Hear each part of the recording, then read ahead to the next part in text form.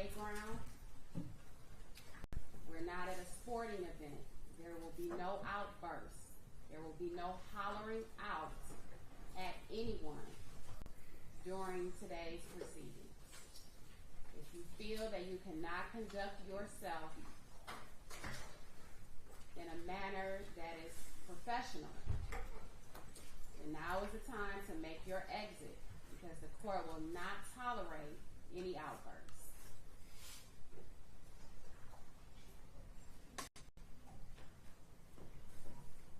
Has everyone found seating?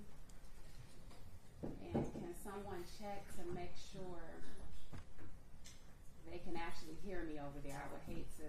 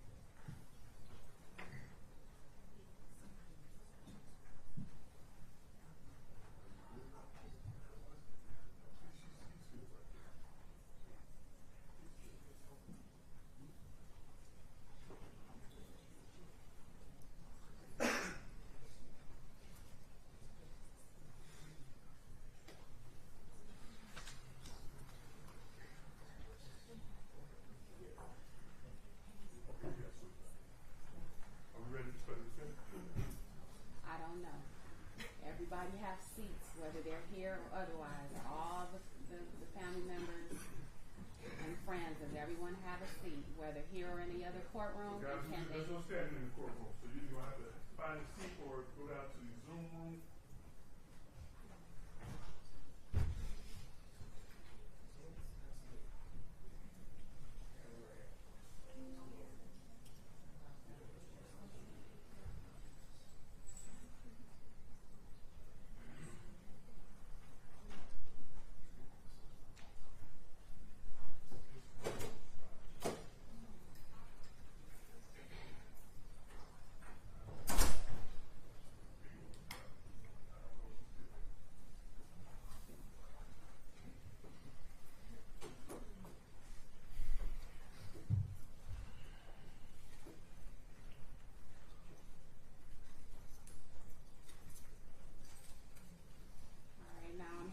Someone to check to ensure that I can be heard.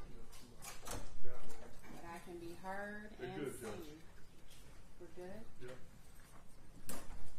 All right. Parties ready on divorce? Ready, Your Honor. We are ready.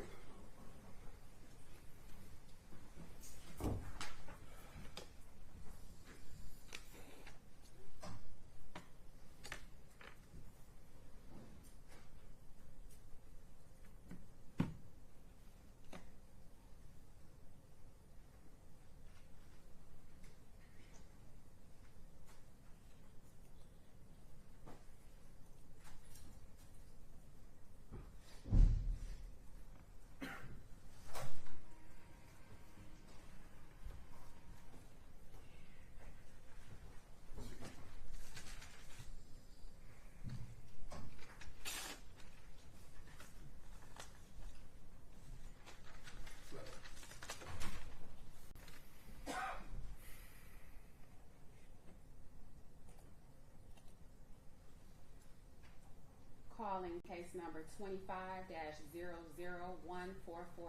People of the state of Michigan versus Raymond Ray Lee Du Bois. We're here today for sentencing appearances, please. Good morning, Your Honor. Matthew Penny, P74079 for the people. Good morning, Your Honor, and to your staff. Ron Hadid on behalf of the people, P62243. And may it please this honorable court, good morning. Byron Pitchray on behalf of Mr. Du Bois, who stands at defense table to my right, ready to go forward. Mr. Du Bois, if you would state your name for the record, please. Raymond Du Bois. All right, good morning to all of you. Today is the day and time set for sentencing. Have you had an opportunity to review the contents of the pre-sentence investigation report with your client? Your Honor, I did get the opportunity to review the pre-sentence report with Mr. Du Bois. Mr. Du Bois, it is factually accurate, correct? Yes. There are no other additions, deletions, or corrections that we feel need to be made. Is that true? Yes. On behalf of the people? Your Honor, on behalf of the people, I do have some corrections to be made on page 2 of the basic information report. It should be noted that Mr. Byron Pitts is retained and not appointed, and that's in the offense 1 and offense 2. Those corrections will be made. Secondly, Your Honor, the felony firearm count is running consecutive. It indicates no, and that should be changed.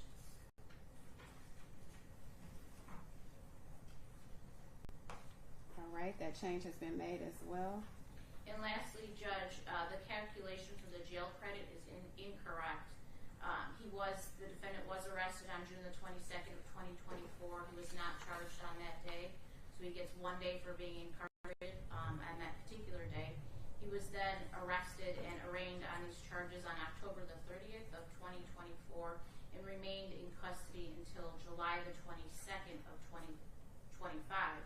On that particular day, he was sentenced in Oakland County on his pending felony matter and was sentenced to prison on that day. Per the case law, he is not entitled to jail credit from July the 22nd until today's date. My calculation as to his jail credit is 267 days. I did speak with defense counsel about that. Yeah, we did. That's correct, Your Honor. All right, the court will make that adjustment for 267 days of jail credit. That will be made on page 2. Correct, of the pre-sentence investigation report portion.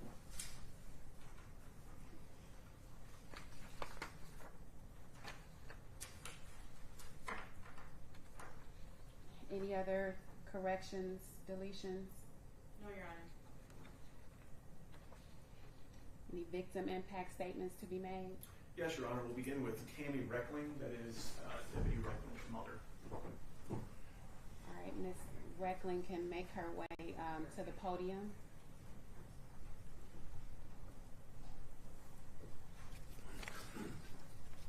And you can begin when you're ready. You can begin when you're ready. Thank you. Good morning, Your Honor. Good morning. Good morning. I am Brad's mom, Tammy. If you have never walked through the hallways of a hospital in shock, with your eyes filled with tears and begging for a miracle, then you don't know the suffering I have endured. When I saw my Brad laying there with his eyes half open, wondering what he was thinking or how much pain he was in from the gunshot, haunts me still today. I have constant flashbacks about this. The pain I feel as a parent is undescribable. There is no greater heartbreak than burying your child. I wake up every day with an ache in my chest, knowing I will never hear Brad's voice again. I will never be able to hug him. I will never be able to hear him laugh. There's a constant emptiness in my heart. Grief follows me everywhere. It has become part of my life.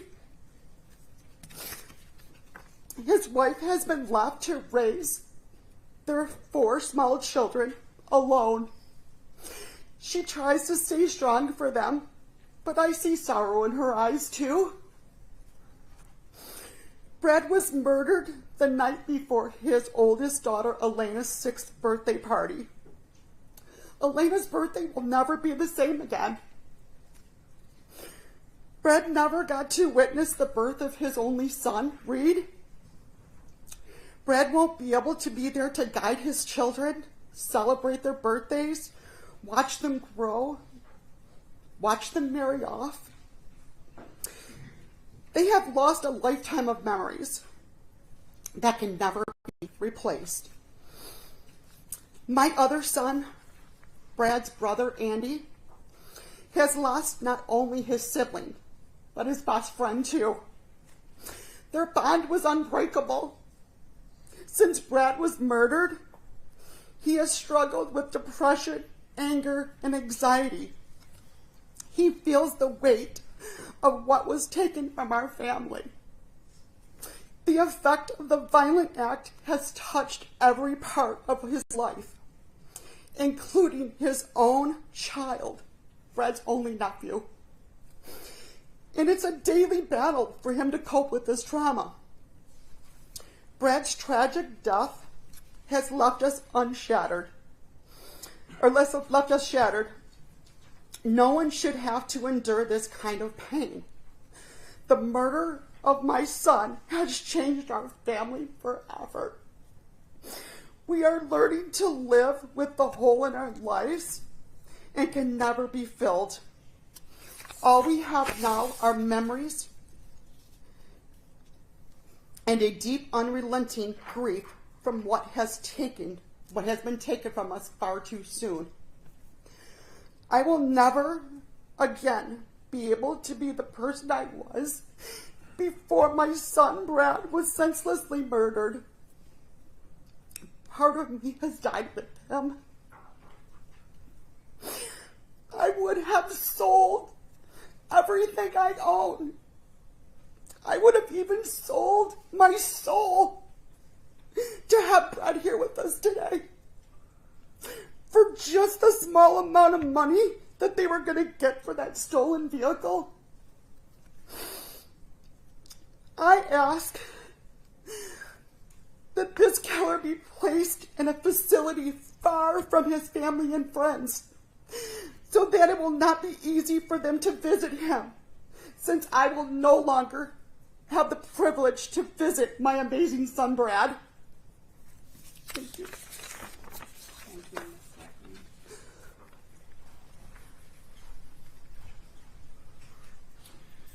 Your Honor, Deputy Reckling's father, Andy Reckling, has prepared a written statement, and he requested that I read it on his behalf. Please proceed when you're ready. Thank you. Good morning. My name is Andy Reckling, but Brad called me Dad. I am here today to share the devastating and profound impact my son's murder has had on my life and everyone that loved him. Brad was everything to me, from being my best friend to being the one that I could always rely on to be there for me, as I tried to be that person for him. I miss hearing his voice. I miss even the simpleness of a quick phone call. The fact that he could tell when I was down and ask if I was okay.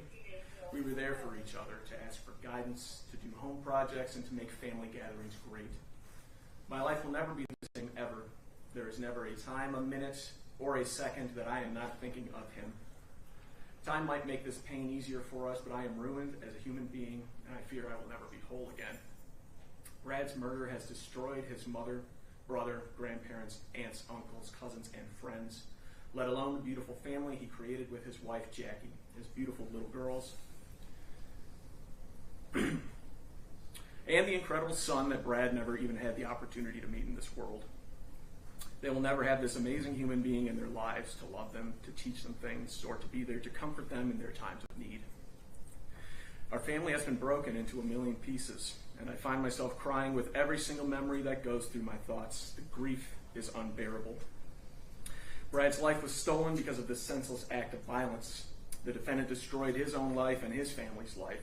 The difference is they still have their son. I don't have mine. Be assured that Brad will never be forgotten because he gave us all so much to remember him. May God grant us all peace to deal with this tragedy. Thank you.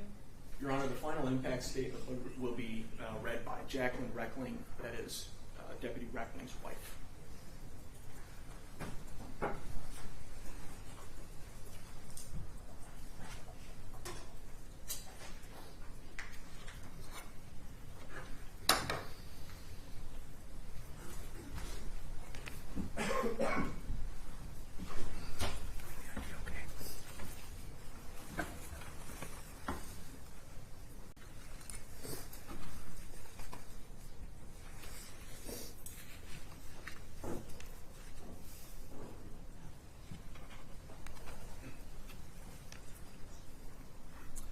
Judge, is there a setting that needs to change to, oh, there we go. Thank you.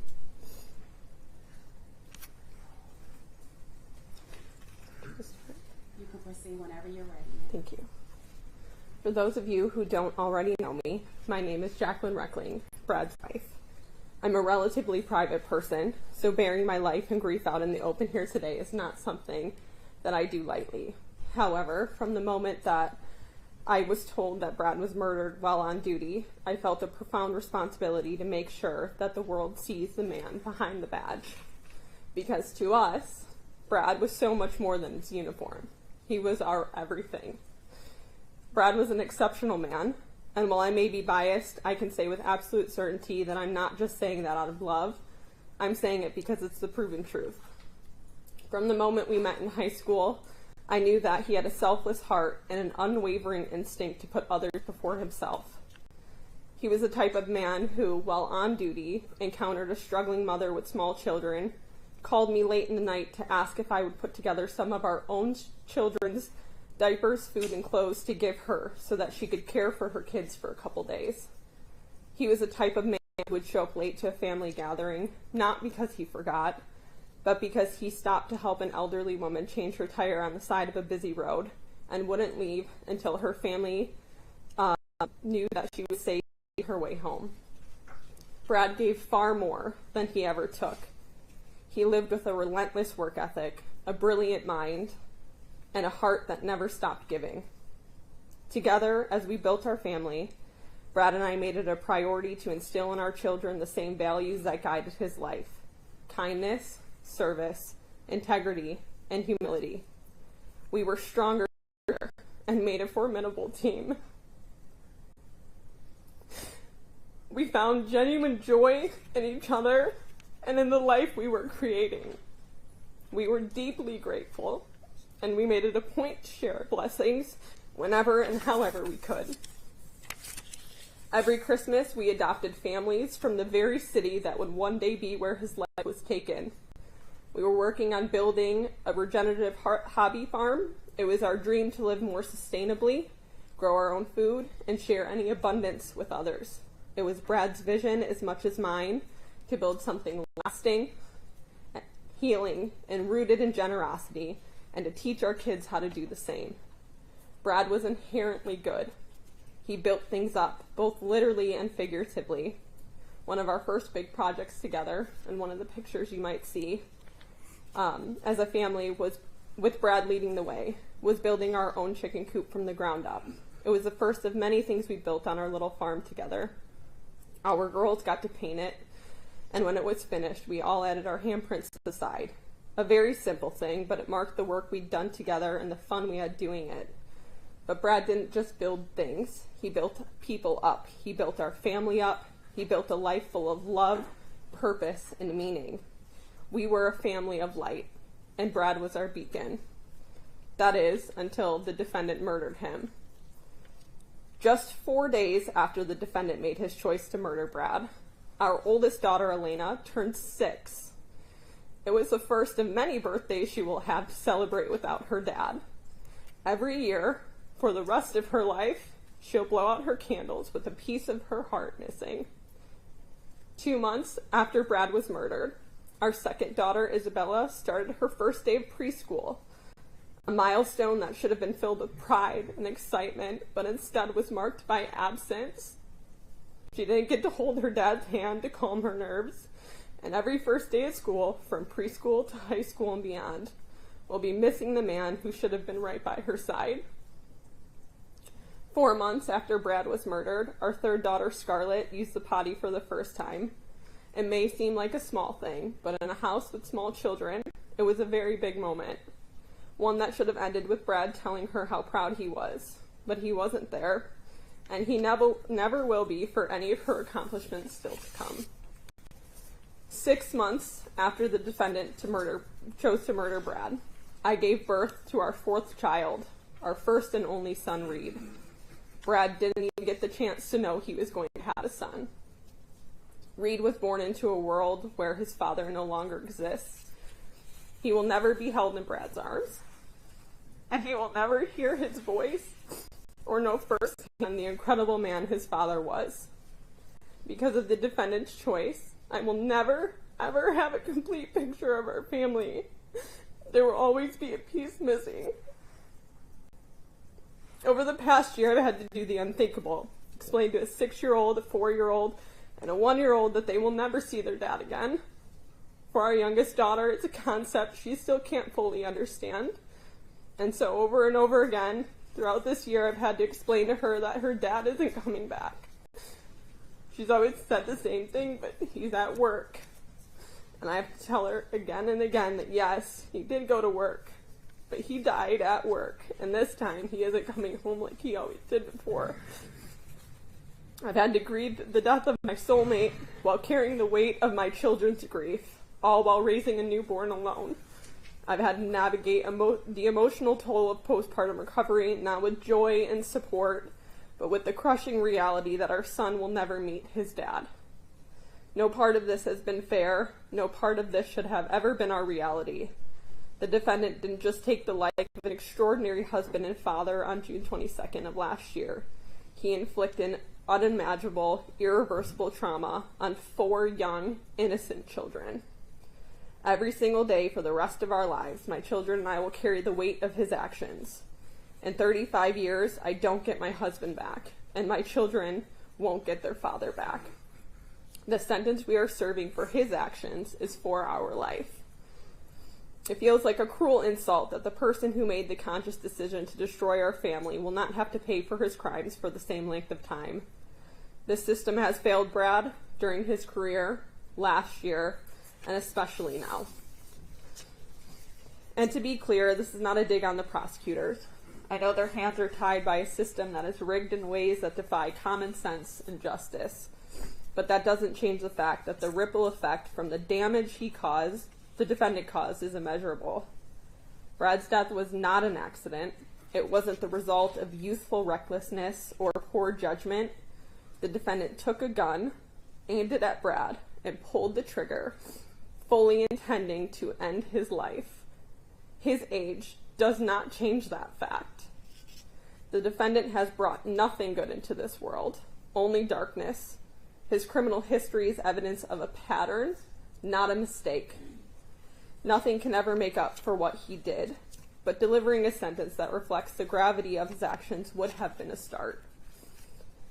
With his plea, I understand that there is little room for change in the agreed upon sentence. However, I ask you, if it was your spouse, if it was the father of your children, if it was your everything who had been deliberately murdered, what would you consider an appropriate sentence for the person that made that choice?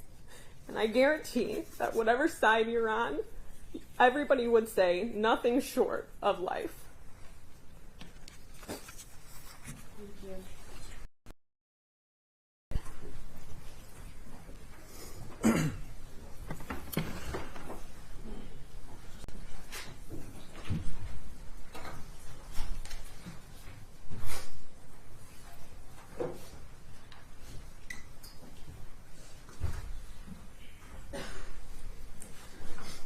Anything else on behalf of the people?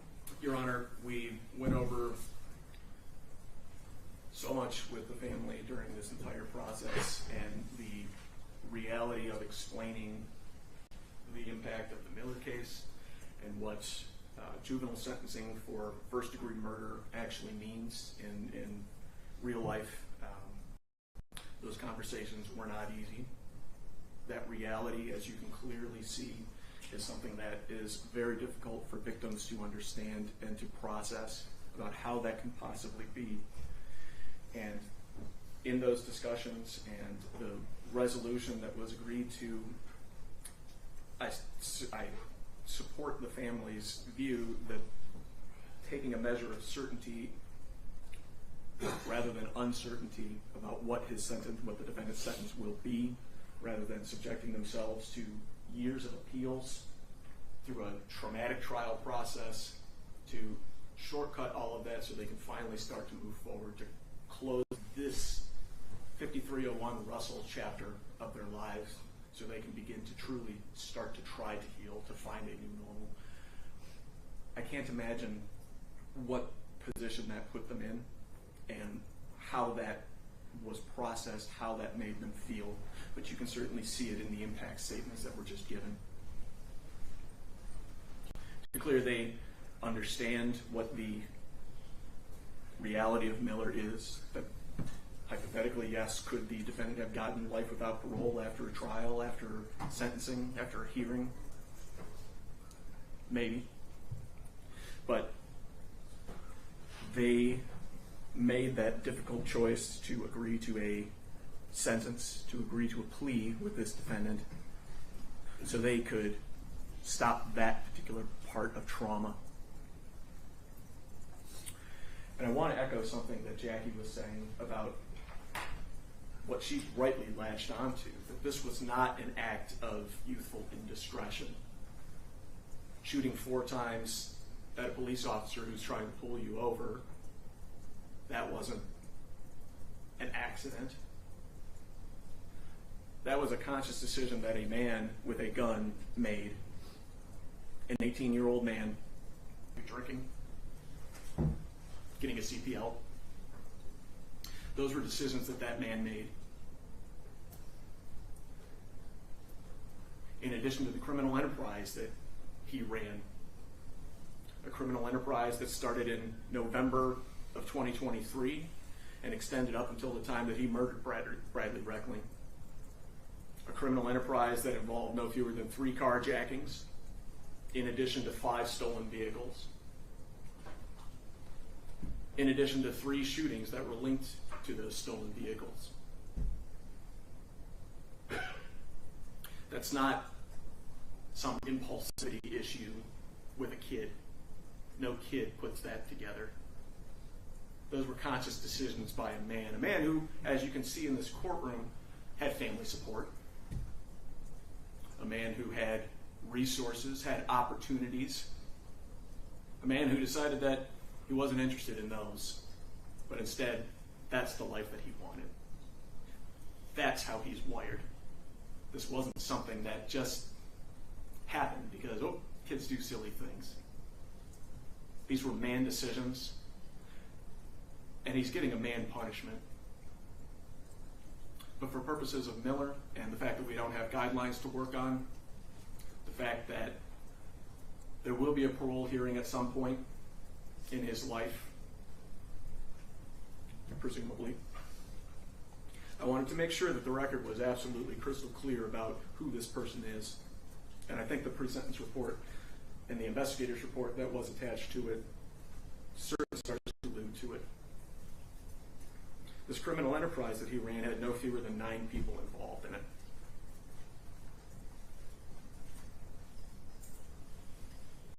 It's a criminal enterprise that had a level of protection amongst themselves that nobody was interested in talking.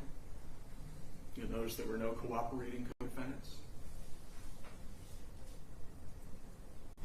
Was that something that was youthful indiscretion? Was something that, well, we just expect kids to make poor decisions? Is it because of a not completely formed brain and decision-making and risk-taking?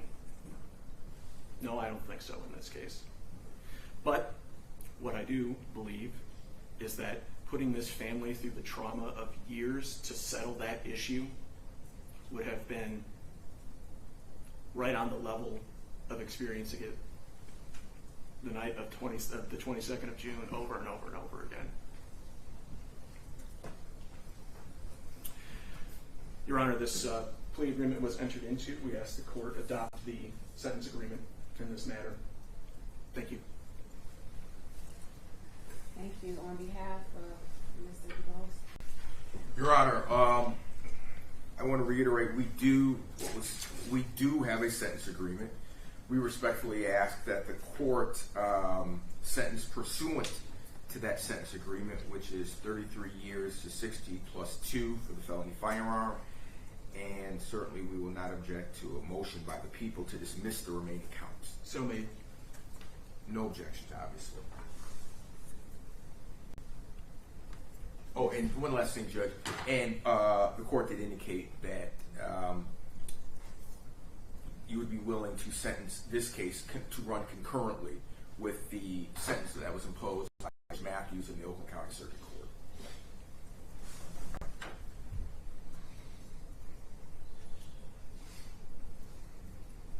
Mr. DuBose, today's day and time set for sentencing. Anything you would like to say to the court before the court imposes a sentence? Yes.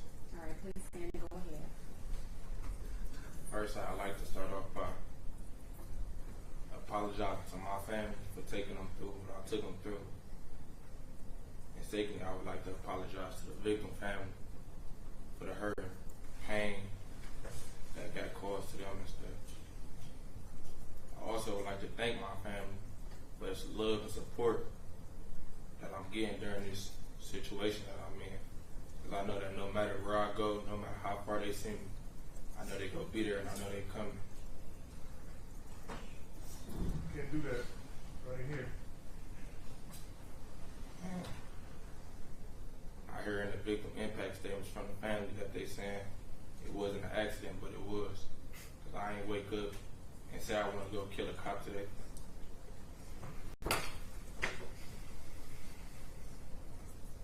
Things didn't work out how I was supposed to.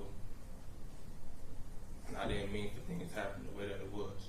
If I knew that was a cop, I would have just ran. And lastly, I would like to thank my lawyer for giving me the sentence that he gave me. And I would like to thank the prosecutor for the sentence that he agreed upon. That's all I got to say. Thank you.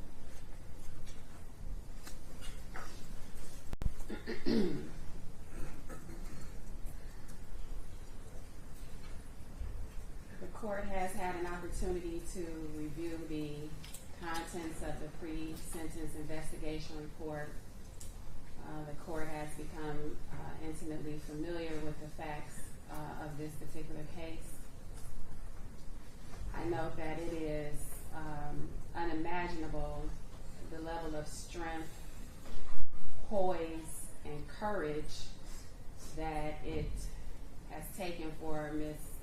Reckling to sit through this process. I note that today's August 22nd, and that's exactly 14 months exactly from the date of the ending of Deputy Detective Reckling's life.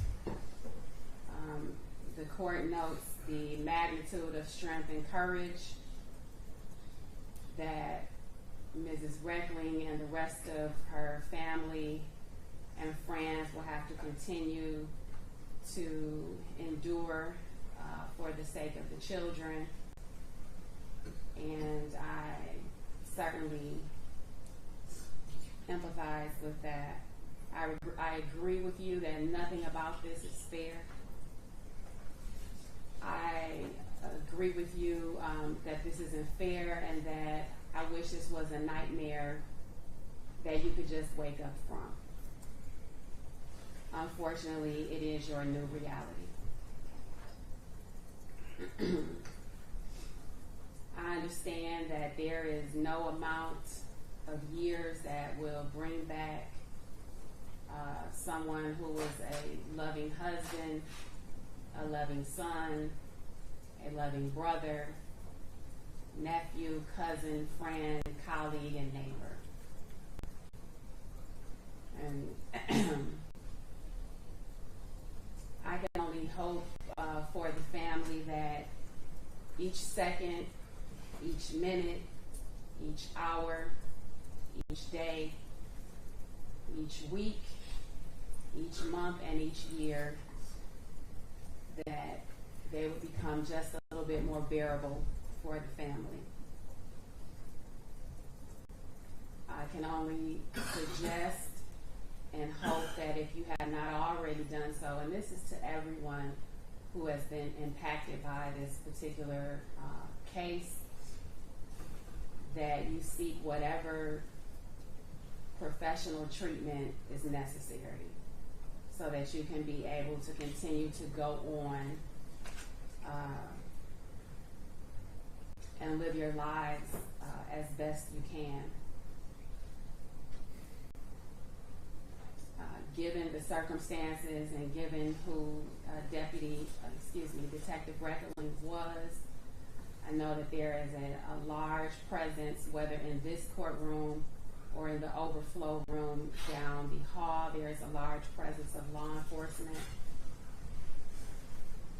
And I recognize that there are some difficult days ahead for you all as well as the family.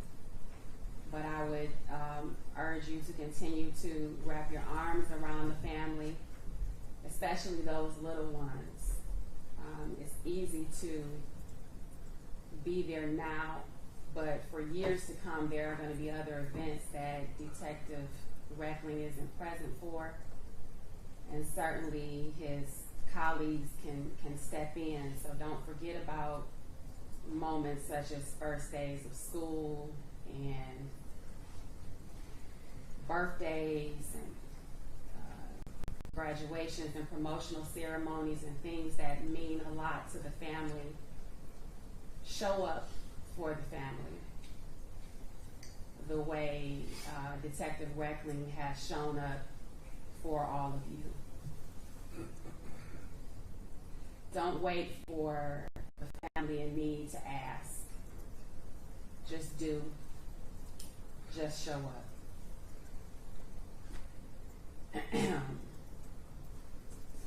To Mr. DeBose and your family, the decision that you made on that day certainly has impacted your family as well.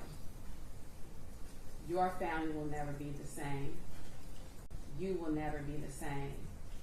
But the difference is you are still walking around breathing. And so with each breath that you have left, I will hope that you would make a decision while you're in custody to do the best you can for yourself, to obtain whatever certificates and education and training that you can obtain while you're at the Michigan Department of Corrections. The court is going to abide by the sentence agreement that you entered into. Please stand, sir.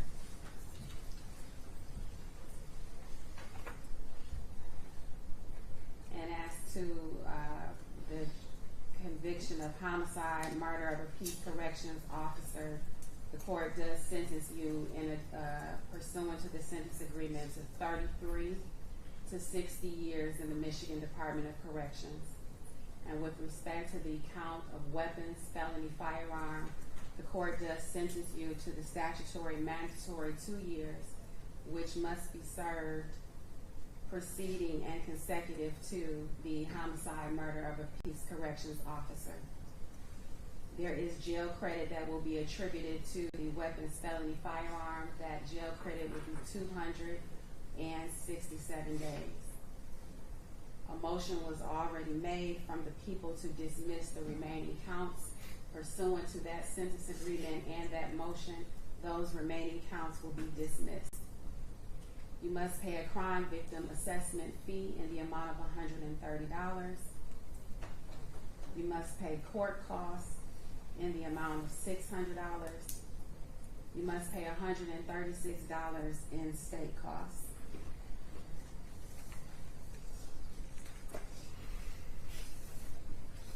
You may file an application for leave to appeal your conviction and sentence. And if you choose to do so, you must do so within 42 days. If you cannot afford an attorney, the court will appoint an attorney.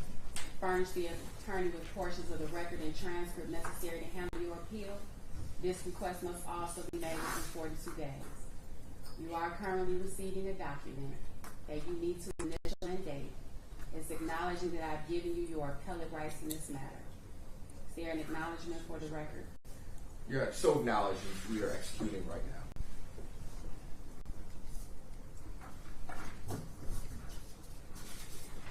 At this time, Mr. DeBose is remanded to the Michigan Department of Corrections.